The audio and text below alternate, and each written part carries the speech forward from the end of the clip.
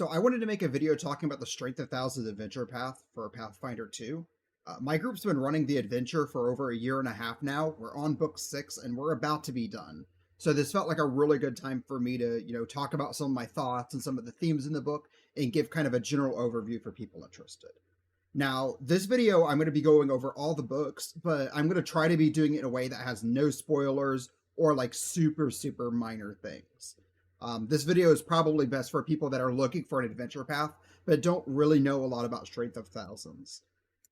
Because when I was first thinking about running this for my group, I didn't have a lot of info either, and I couldn't find a whole lot of info. A few other things just to talk about is that this is my group's first adventure path, so I don't really have a way to compare it to like Abomination Bolts, which I know has been like really highly rated because I haven't run Abomination Bolts, right? Another thing I want to preface about Strength of Thousands that I didn't know about when I first started running it is that Strength of Thousands came out in like the COVID era when a lot of things were shutting down. So there's not a lot of supplemental materials for Strength of Thousands. There's no, like, you can't buy maps and pawns and all those kind of cool things that I would have loved to have bought for the system, but because it was in the age of COVID, just weren't available. If I had known about that before I started running, I probably would have run something else because my group plays in person and I would have really liked to have those tools available. But you could definitely like run the game without them. We still had a blast with it. It's overall, like, I guess I'm spoiling a bit. I think it's a really good game that I would generally recommend. But all right, before we get into the chapters of the books, I want to talk about a few of the sort of subsystems in the book, things like they introduce. Talk about some of the things my group did that were a little bit different and probably make some recommendations for them. So first of all is that when you start the adventure, you're going to be starting off as students at the Mambia, which is the world's first like magical college. You are students, your expectations are a little bit low, but as you get into further books, which this is a 6-book adventure path from levels 1 to 20, you become more heroic, you eventually become teachers of the Mambia, and eventually these legendary heroes. But starting off with the Mambia, there's multiple branches you go into. And if you know like Harry Potter stuff, this is like the various houses.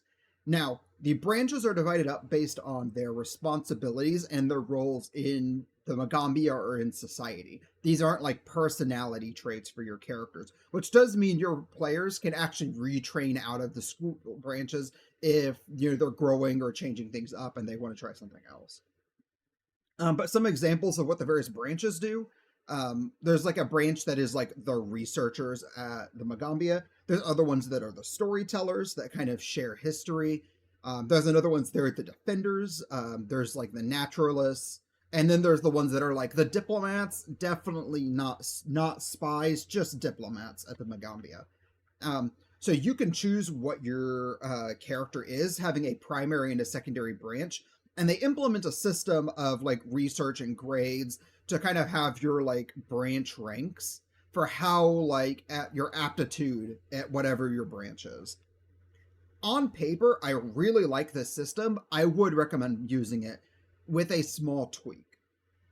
So what pretty much happens is at various points in the story, you're going to have a chance for research opportunities, which is your characters like in a new civilization or some ancient ruins, and they're trying to use their knowledge of the school and academics to find out more and increase their rank. I did not like this system, and it fell apart really quickly in my game. What ended up happening is we had some players in the campaign that rolled really well, and these are just skill checks, but they rolled really well in the skill checks, and they ended up getting pretty much ahead on their school trading to the point where some of them were so far ahead they couldn't make rolls anymore because they got crit successes. Then we had one person in our group who just consistently failed their rolls, even when I was giving them like a +2 bonus for every failure, like stacking.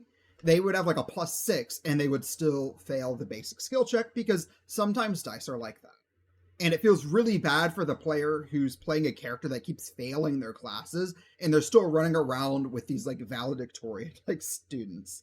So what I ended up changing for the branch system is that when you leveled up, you just increased your branch anyway.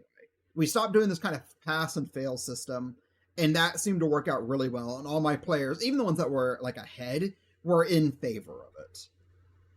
Because it's totally possible for you to be this like level 20 legendary adventurer but not be like as recognized at the school because you're just really bad at skill checks. Even when you're getting to choose what skill roll you're making, sometimes the dice just do that to you. So I would use the branch system, but I would just, when you're level 6, your branch rank, your primary goes up to 6, your secondary goes up to 3 because it's always half, and there's no rolls attached to that.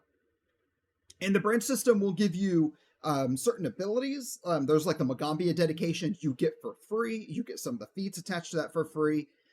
You also get like bonus skill training and bonus skill feats that, if you're part of the diplomats branch of the Mambia, you should be trained in diplomacy. And this kind of just gives you these skills for free. But I don't at any point feel like it made the characters crazy, because a lot of them are just like extra skill feats. And it makes sure the characters feel like they belong in the Mambia. Second thing that I had a little bit of trouble with is that the adventure path doesn't allow a lot of downtime. Especially in the middle of a book, there really isn't a lot of time for your characters to run around and do like crafting subsystems, because it expects you to be researching during the little downtimes you get, but you don't even get downtimes consistently. Like there's like a few points in the story when your characters are in like critical like mode, and they're like, oh yeah, just spend a week of downtime researching this stuff. I'm like, no, you don't have the time to be doing this research because somebody's like under attack or you need to get back somewhere. And it really felt very inconsistent. All of this is pretty okay, but I would just make sure your players understand going into this adventure path, there's not a lot of downtime, so don't like build a character with the expectation of being this like master crafter and you're going to craft all the items for your party, because there's just not time for that. And that's a problem we had, because my group had an inventor and an alchemist, both of which expect downtime, and we didn't really have it. Especially in the early parts of the book, what I ended up doing is giving them 2 weeks of downtime every level. But a lot of times you don't get the downtime until in between books. And some of the books, there just isn't any downtime. One book ends and the next book picks up like the same day. And there's not a really good way to make that work. So make sure your players are creating characters that don't require downtime. Another issue I had with the adventure path is that the adventure path doesn't give a lot of items for your characters. And it does, especially things like runes, it doesn't give them consistently enough to feed the needs of the characters, which means your players are going to be falling further and further behind as the adventure goes on, and those runes become an expectation that the character has, right? And this is kind of multiplied by not having enough downtime to do crafting in the story. So the 2 subsystems we picked up to kind of get around this, this was our first game we tried automatic bonus progression. We really liked this system. I actually would recommend you look at automatic bonus progression for any campaign, because we really liked it. Again, especially for your martial characters that need like weapon and armor runes. They like, it just eliminates that problem entirely. There is a little bit like casters do need like armor runes, and if you're playing like we had like a wild shaped druid, they don't really need a lot of magic items at all. But yeah, so we did automatic bonus progression. One thing I did it a little bit, I think before level 10. I made a system where every time your character levels up, the player just gets to pick one item of their level or lower that they found. And this is pretty simple, where you could say, my character or a person in the team crafted this. You say, or this was a gift from someone we saved. This is something we found while looking through some ancient ruins. It doesn't matter where you get the item from, but this just kind of means that if you have somebody in your party that wants a like specific magic item, it's still available to them even without downtime. And the players had a lot of fun with this system, because even though they weren't getting a lot of magic items, automatic bonus progression means they got what they needed. And then getting one item per level still allows them to have fun and kind of like look at items and kind of like catalog. I still use the usual rules of any uncommon item they had to get my permission for. And I essentially didn't allow anything rare, although players were always allowed to come to me and ask and talk about things. But again, I would recommend you pick up this system, especially if you're doing both systems, if you have a martial party, because martial characters need more runes than other characters. My party was a very like party of wizards, and we still had problems with that. Um, Another thing is that this game automatically uses the free archetype rule. I love free archetype rule. We've used it in our games in the past and really enjoyed it. It allows your characters to pick up archetypes without feeling like they're losing strength in their main class. So I would use it for everything. What I did change though is that Strength of Thousands says your characters can pick a free archetype, either wizard or druid, and that's it. The problem with this though is that not every character wants to be a wizard or druid. It matches the scene because the Mambia is a school of primal and arcane magics, but there are ways to channel arcane or primal magics without being a wizard or druid.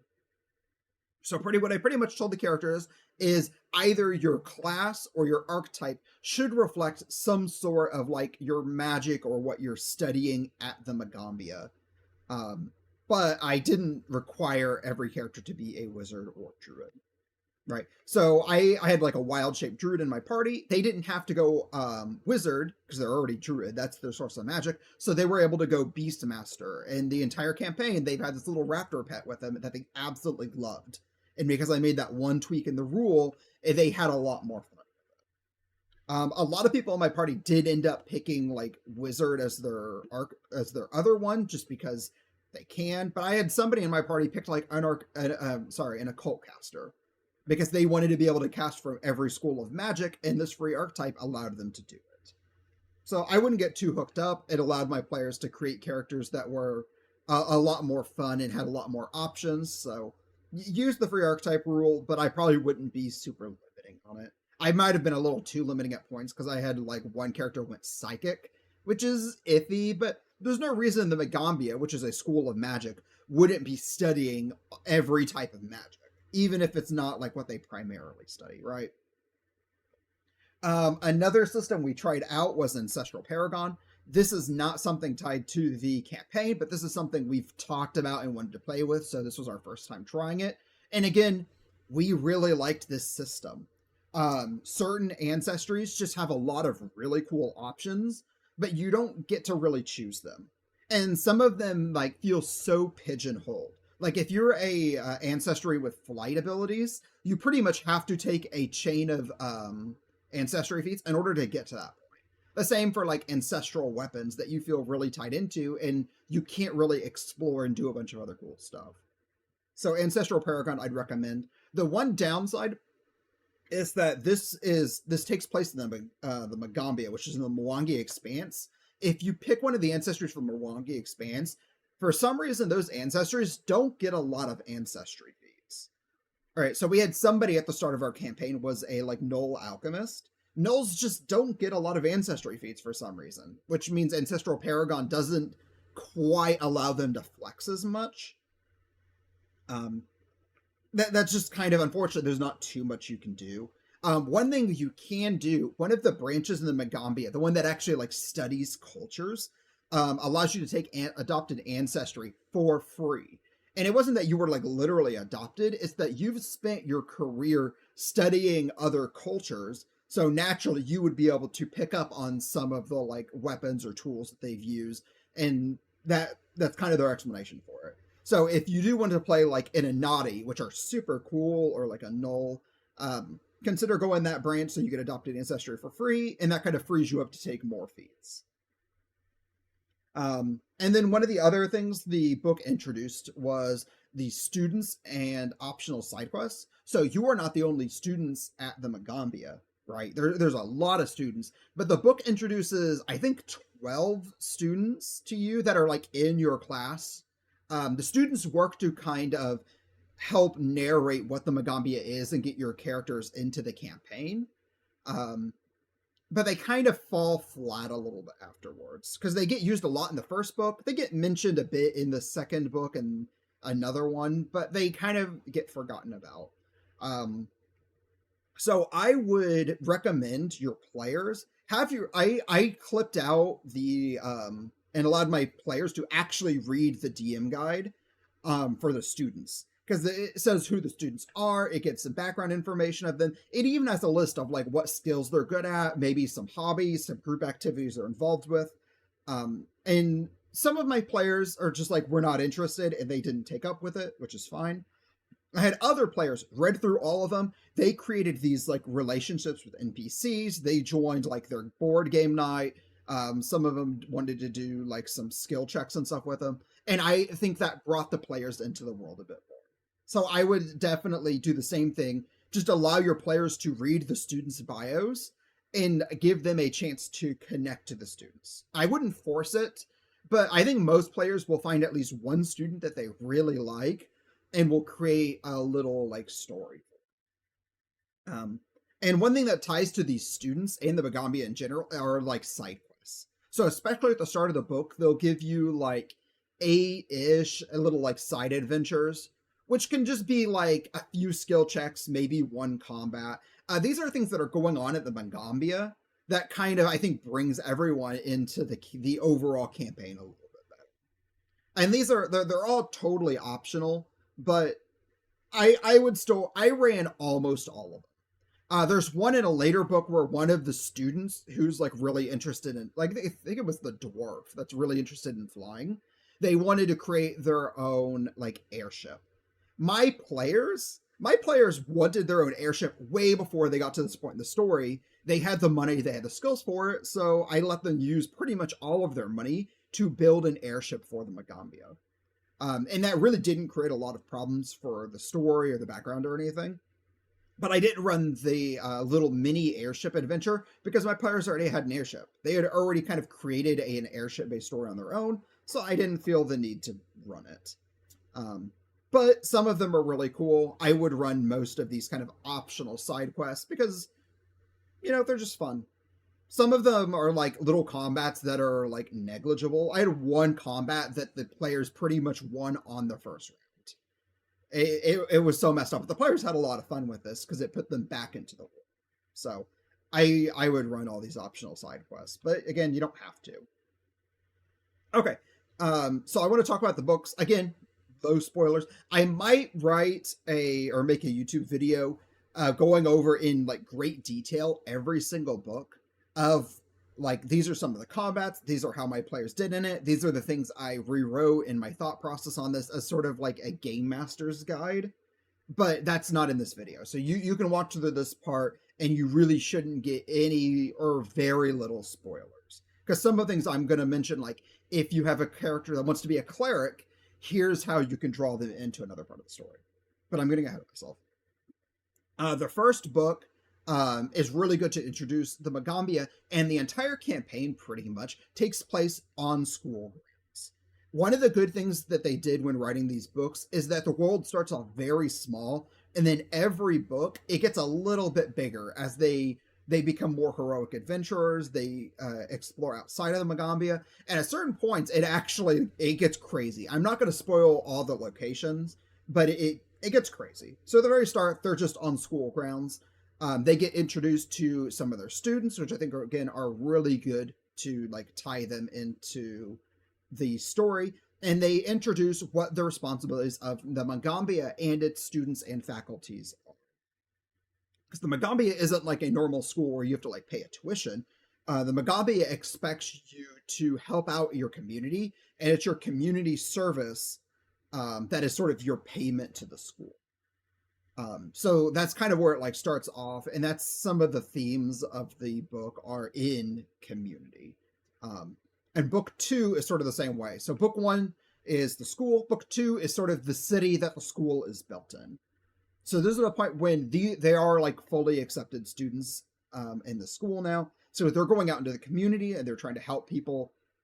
There's a lot of skippable stories here, but I really liked some of them. And there's various things going on. So your students might be helping out with like community outreach for like literally infrastructure problems in the school.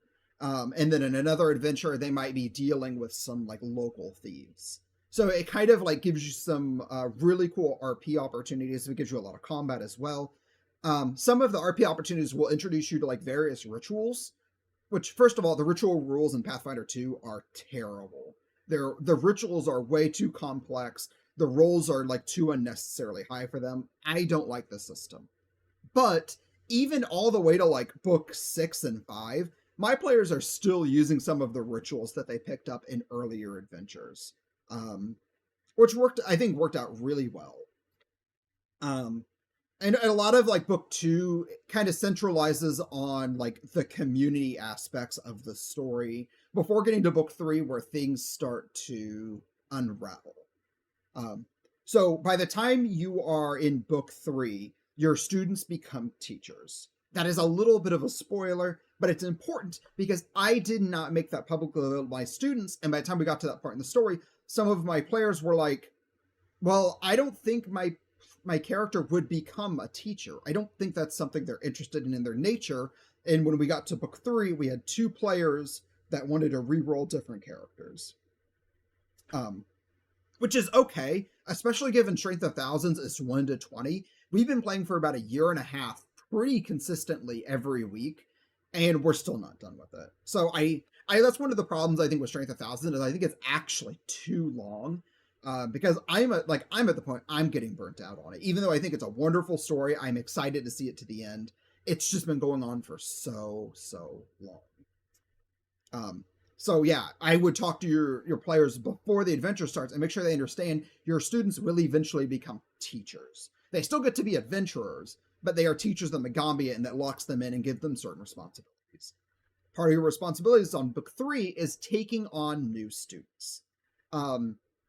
I actually really dislike this system because they introduce you to a group of students that your players probably don't get a lot of connection to.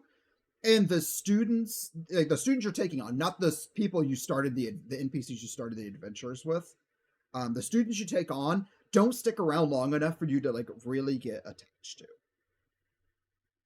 to. Going back, I actually would probably just write out everything about the students they take on and just figure out another adventure hook.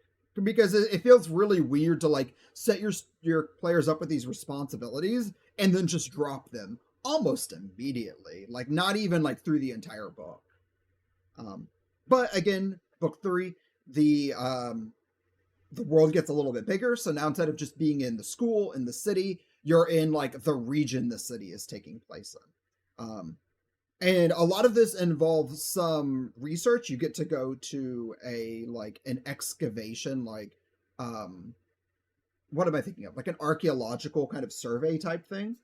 But you also get to deal with like an evil cult on the outside. So now it doesn't have the same community themes with it, but I think it works really well, especially if you have anybody in your party that is playing like lawful good characters, because they're naturally going to want to like rescue and save the different NPCs. And this, like, Strength of Thousands itself is pretty good aligned. I would even say it's lawful good, although that's not necessary that your players be lawful good. Book 4, the world gets a little bit bigger, so instead of being in that region, you're going into a different region of the Mwangi Expanse now. And I don't want to say too much on this book because I don't want to get into spoiler territory, but some of the themes here revolve around the sun gods of the Mwangi Expanse. If you haven't read the Mwangi Expanse, it's worth taking a look at that because that's where the entire adventure takes place. Especially if you have somebody who wants to play like a champion or a cleric or be like really tied to a god, I would nudge them in the direction of worshipping one of the 3 sun goddesses of the area. Now, there is also a sun god of the area who's this like evil, pretty much a sun lich, which is cool. But given that this is a like very good aligned story, I would say they can't worship that god. But worshiping the 3 sun goddesses would actually play off really well because it gives your characters a little bit more to play off of in book 4. Another thing in book 4 is you get a chance to play politics with an influence system. I hated this influence system. There's influence systems in other books. This one's a little bit different for some reason. In all seriousness, I didn't even run it, which means I took out a decent chunk of book 4. I think it was book 4, chapter 1. Maybe it was chapter 2. I think it was chapter 1. But yeah, it felt like really needless skill checks that didn't really like reach anything. So I would pull out the entire like influence system you're getting and pretty much just ask your players, like, given the setting they're going into, what is your player doing to help these people or to gain influence? And again, I'm being very non-descriptive because I'm not wanting to spoil things. But pretty much instead of saying like, hey, this inventor, which has no diplomacy skills, suddenly has to be like building influence, you could say, what would an inventor do in this region to bring people to their side? I didn't even require skill checks for this part, although if you want to make it a skill system, you can still do that. But one thing that book 4 does really well is, first of all, it concludes very well. My players, when we talked about it, said that the end of book 4 actually felt like it could have been the end of the entire campaign.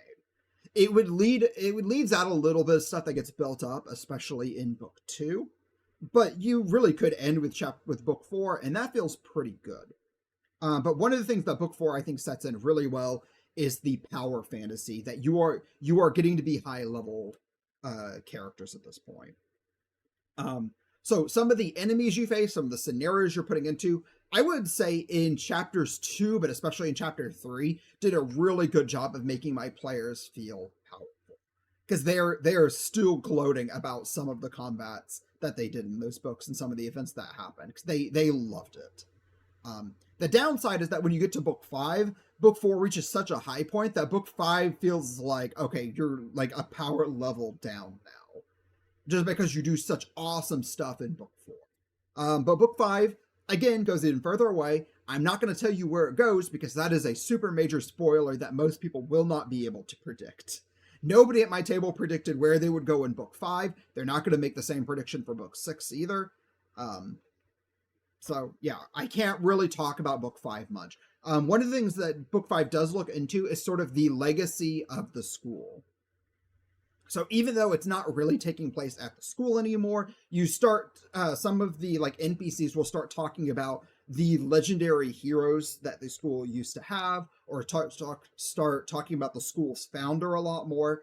And that's one thing I tried to play out a lot more, is starting to draw comparisons that you, like my players at this point, you actually do reach level 15. You are a legendary hero. And I think book 5, especially towards the end of it, does feel pretty epic. So do your best, especially in book 5, to be like, you are legendary heroes. What kind of crazy stuff are you getting into? And that was especially when I had to start pulling back my DMing a bit, which I'm not a super experienced DM, but book 5 is the point when I had to say, my players have earned this power. I need to start letting them just get away with certain shenanigans.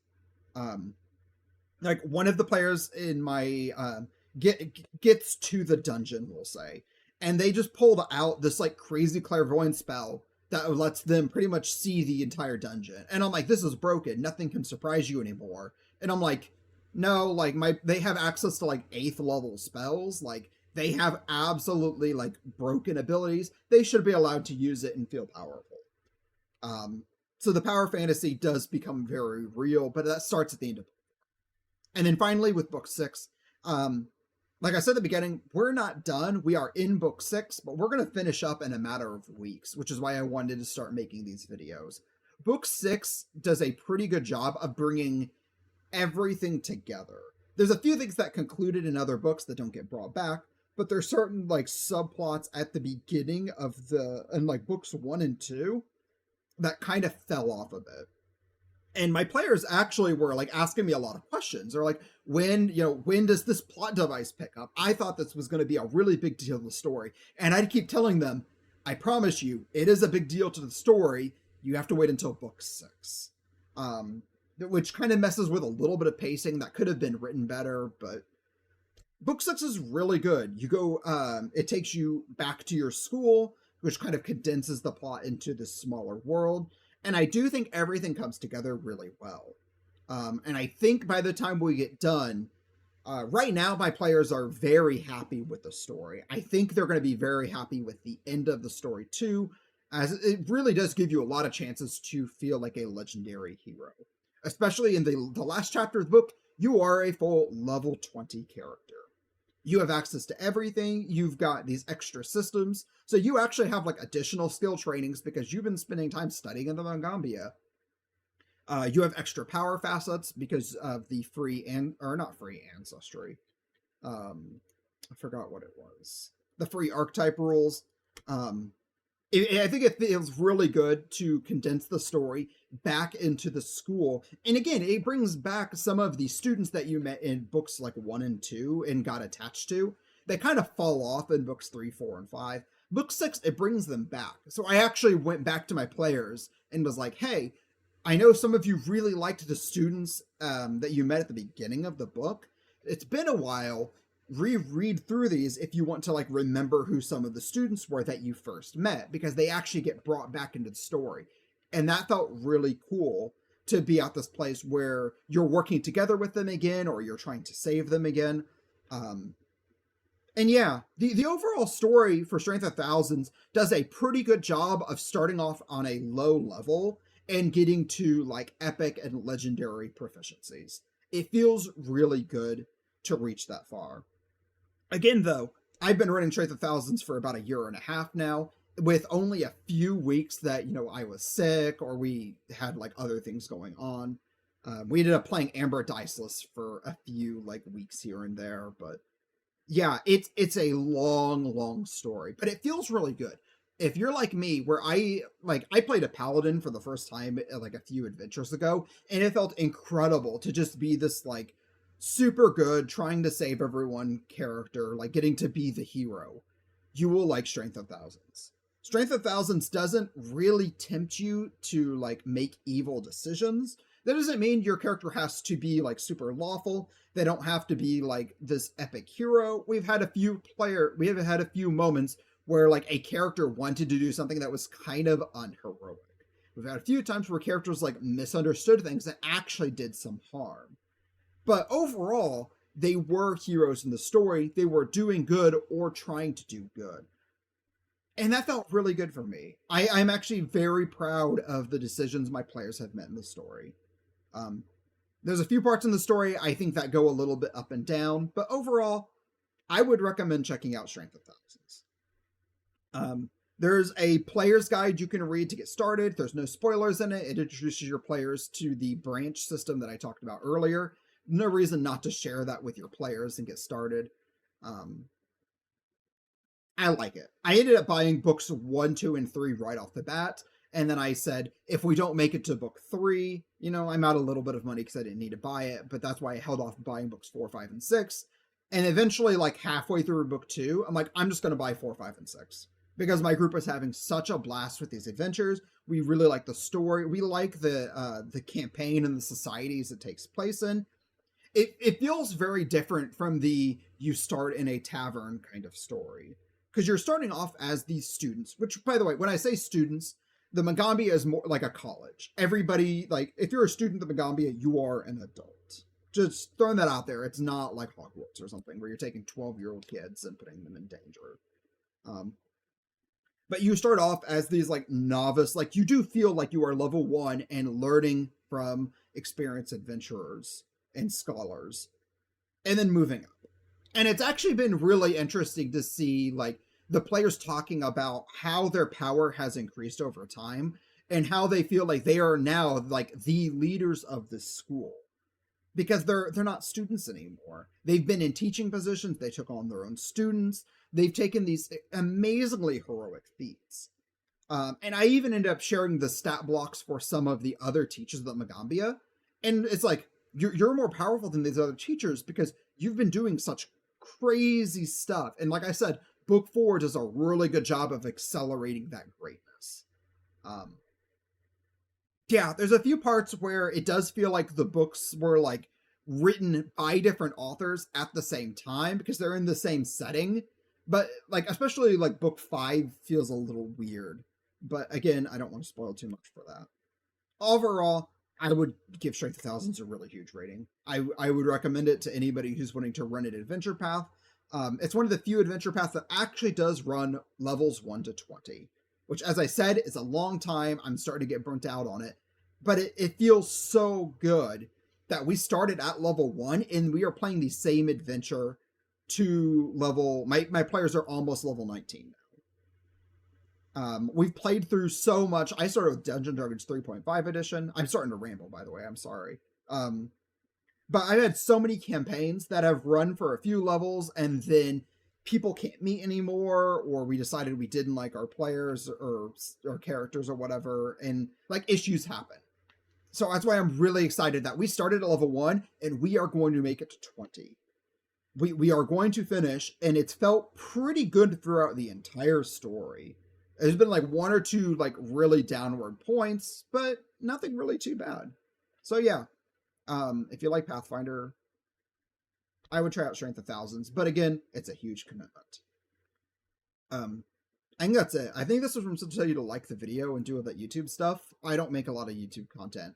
What I might do though is, instead of going over a brief interview of the various books, is I might make a more in-depth guide, which will have a lot of spoilers in it, saying this is what my group did, this is how this combat went, or I changed this subplot or this character, or I took something out for X reason, and kind of explain. And hopefully players can use that to, first of all, just see how another group handled these challenges, and that'd be interesting.